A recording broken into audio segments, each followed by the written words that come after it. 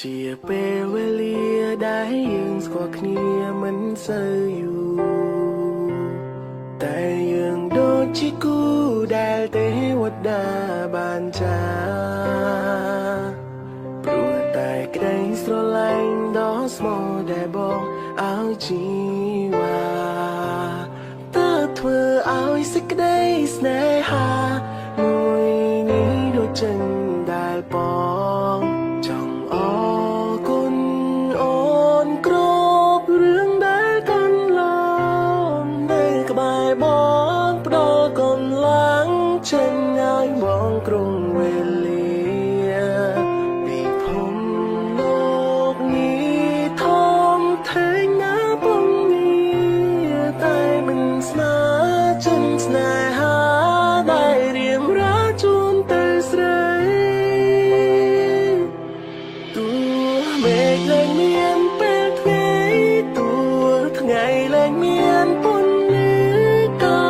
ក្តីស្នេហ៍នេះមិនប្រែមិនព្រួលនៅតែស្រឡាញ់អូនដូចដើមចង់ឲ្យរូបអូនបានយល់បែងដងបងឈប់ត្រាំនឹងហើយមិនមានយ៉ាងណាអាចជ្រៀតចូលក្នុងនេះទៀតឡើយគឺរូបស្រស់ត្រានត្រាញនាងប៉ុណ្ណោះ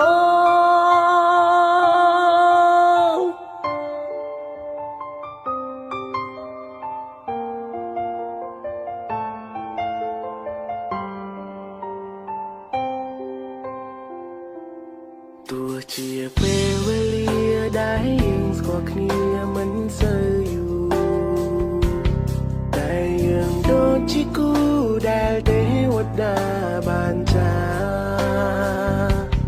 ព្រោះតែក្តីស្រឡាញ់ដ៏ស្មោះដែលបងឲ្យជី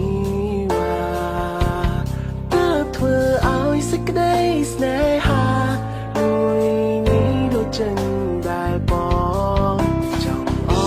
រគុណអូនគ្រប់រឿងដែលកន្ល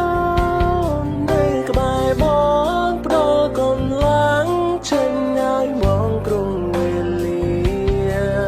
ពីភពលោកនេះធំធេងណាពងងារតែមិនស្មើចិនស្នេហា